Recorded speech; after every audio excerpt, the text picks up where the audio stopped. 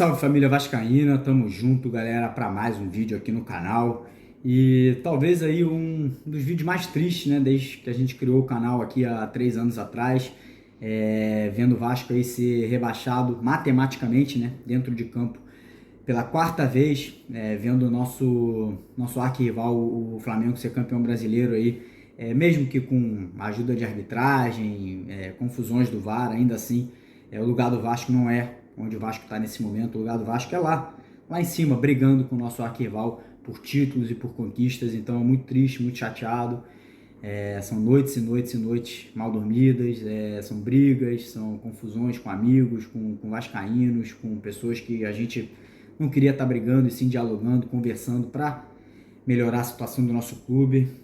Mas enfim, eu quero deixar muito claro aqui para vocês que o nosso canal não vai parar, muito pelo contrário, a gente só vai se fortalecer, a gente só vai tentar de todas as formas possíveis e imagináveis, juntos, eu, vocês, torcedores do Vasco espalhados pelo Brasil inteiro, colocar o Vasco numa posição de grandeza, trazer o Vasco de volta, expor sempre tudo que acontece de errado, as mentiras, as bravatas, as falácias, as confusões políticas dentro do nosso clube. Aqui a gente não vai passar pano para A, B ou C, a gente não vai querer de alguma forma, de repente fazer uma entrevista com algum jogador ou com alguma pessoa de dentro do clube em troca de passar pano para diretorias. Então aqui vocês não vão ter esse tipo de coisa, vocês podem contar com a minha palavra, que aqui a gente vai expor.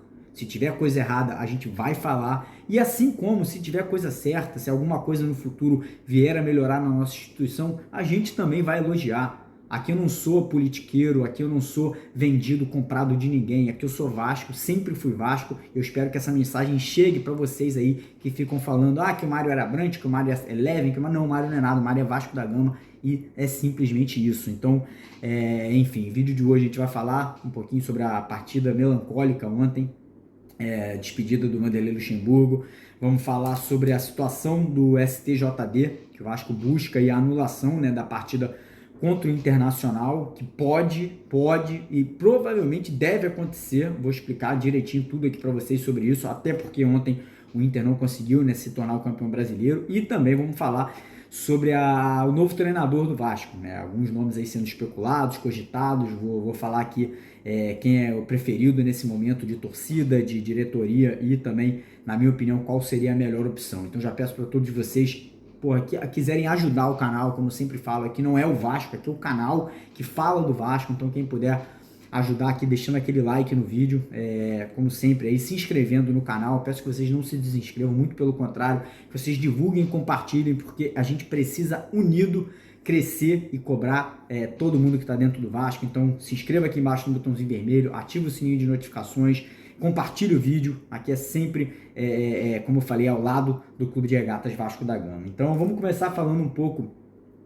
sobre a partida de ontem, né? Eu já vi que estava errado na escalação. O Luxemburgo, fazendo sua última partida como treinador do Vasco, ele entrou exatamente com o mesmo time que encarou o Corinthians. Uma partida apática, ridícula do Vasco.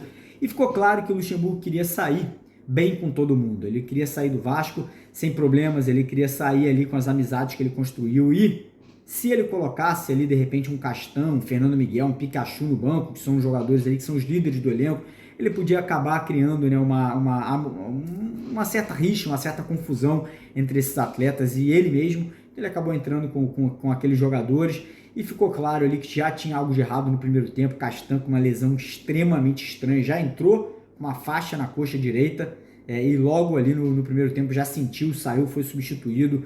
Germancano, mesma coisa, acabou sendo substituído. Sinceramente, achei muito, não estou aqui acusando ninguém, mas achei muito estranhas essas lesões, né, tanto do Cano quanto do Germancano. Do Cano nem tanto, né, fez gol, tentou ali tudo que ele pôde até quando ele esteve em campo, mas enfim, né, aí o Vasco abriu o placar, depois sofreu a virada em 2 falhas bizonhas, bizarras do nosso goleiro, que é o pior goleiro disparado do Campeonato Brasileiro. Fernando Miguel é o pior goleiro da Série A, B ou C, disparado.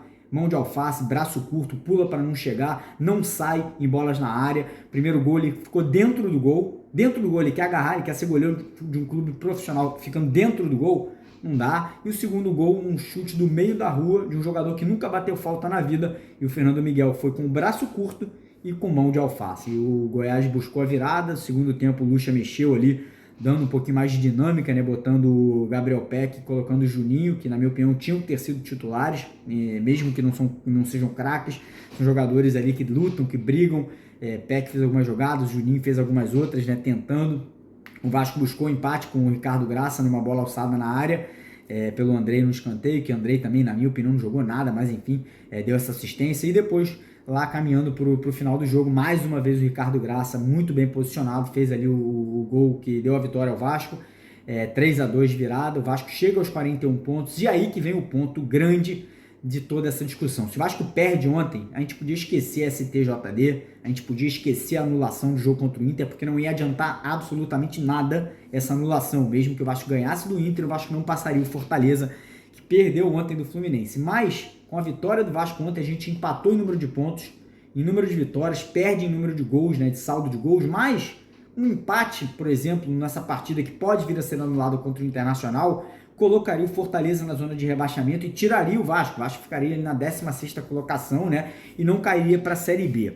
E após o vazamento dos áudios ontem, né, dos áudios e das imagens do VAR e do árbitro naquela partida e naquele gol, né, do Internacional, no primeiro gol da partida entre Vasco e Inter em São Januário, ficou muito claro que houve uma grande confusão. Os próprios árbitros de vídeo, né, que estavam na cabine, eles concordaram bem no começo que o jogador estava impedido, traçaram algumas linhas que mostravam claramente que o jogador estava impedido, e ainda assim, no final das contas, o gol foi validado. Você fala, mas o Vasco ia perder aquele jogo. Sim, também acredito que ia perder, mas ainda assim isso não quer dizer que o Vasco tem que aceitar ser garfado dentro da sua própria casa, e não pode ser garfado em lugar nenhum, e não digo só o Vasco não. Ontem o que aconteceu contra o Internacional em Porto Alegre foi mais uma roubalheira, foi mais uma forma de beneficiar o Flamengo, um pênalti ridículo que não foi marcado contra o Internacional no final do jogo. Não estou falando daquele gol impedido do Edenilson, falando de um outro gol que aconteceu logo antes, numa bola alçada da área, que o juiz também marcou falta e sequer contatou o VAR.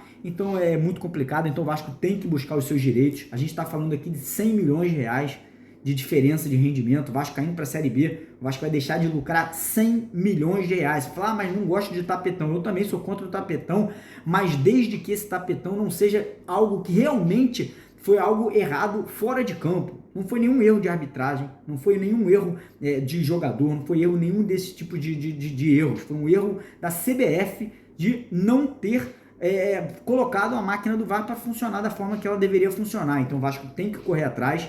E digo mais, pelo fato ontem do Internacional não ter sido campeão, existe uma grande chance do jogo ser anulado e do Inter nem sequer entrar em campo e o Vasco ganhar por WO, e com uma vitória por WO chegar aos 44 pontos, passando Fortaleza e passando Sport e se garantindo na Série A. Então, provavelmente a gente deve ter uma decisão relacionada a isso, a essa questão aí, nos próximos dias. De repente, ainda hoje, o STJD pode ser que se manifeste sobre isso ainda no decorrer do dia de hoje, anulando o jogo. Não acho que vai ter uma virada de mesa ainda hoje, acho que vai ter toda ali uma burocracia, vai ter toda uma confusão, né, envolvendo ali os clubes, Vasco, Inter e a própria CBF, mas não fiquem surpresos caso o Vasco permaneça na primeira divisão no ano de 2021.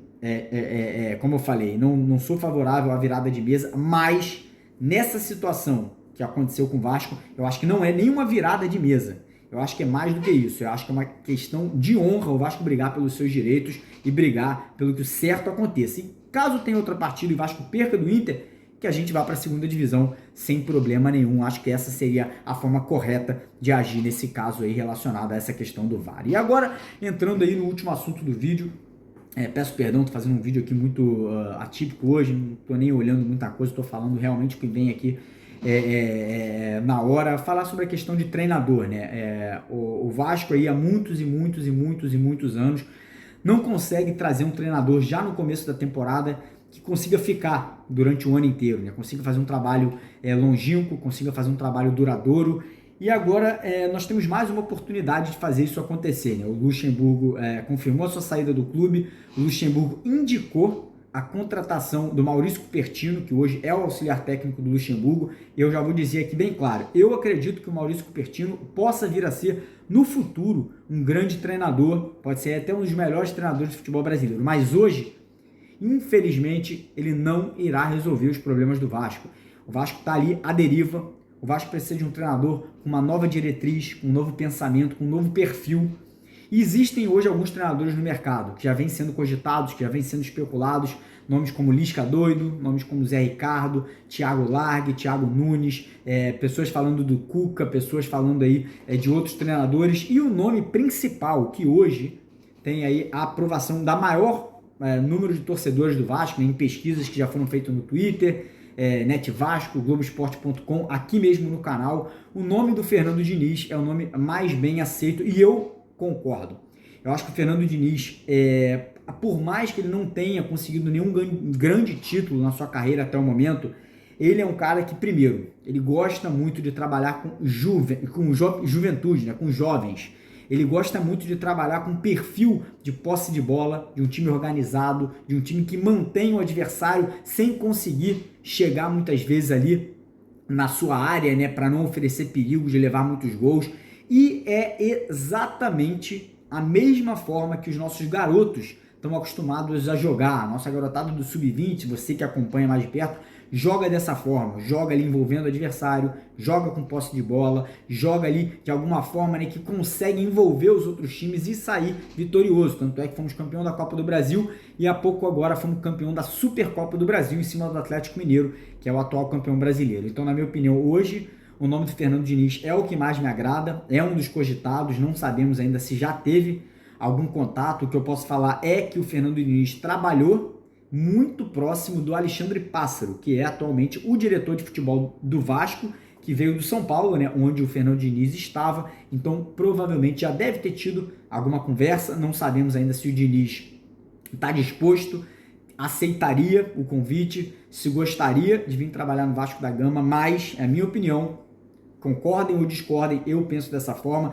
Quem pensa de uma forma contrária, vou respeitar, obviamente, mas eu acho que o Vasco precisaria, né, de uma mudança radical de diretriz e principalmente de atitude, na forma de pensar, na forma de entrar em campo e buscar a vitória e não jogar para não perder, como aconteceu com o Ramon, como aconteceu com o Ricardo Sapinto e como aconteceu agora também com o Vanderlei Luxemburgo. Mas enfim, é isso, né? Rebaixados dentro de campo, possibilidade de reviravolta fora de campo, né, de uma possível anulação da partida contra o Internacional, que pode nos proporcionar a permanência na Série A, e busca por um treinador que pode estar chegando para poder tentar recomeçar, fazer uma grande faxina, uma grande limpeza no elenco e, consequentemente, no futuro da nossa instituição. Beleza, galera? Então, por favor, peço para vocês deixarem aquele like aqui no vídeo, se inscrever aqui embaixo no canal, compartilhar o vídeo aí, seguir as nossas redes sociais também. Estamos precisando da ajuda de vocês, principalmente lá no nosso Instagram. Vou deixar o link aqui no primeiro comentário fixado do nosso vídeo de hoje.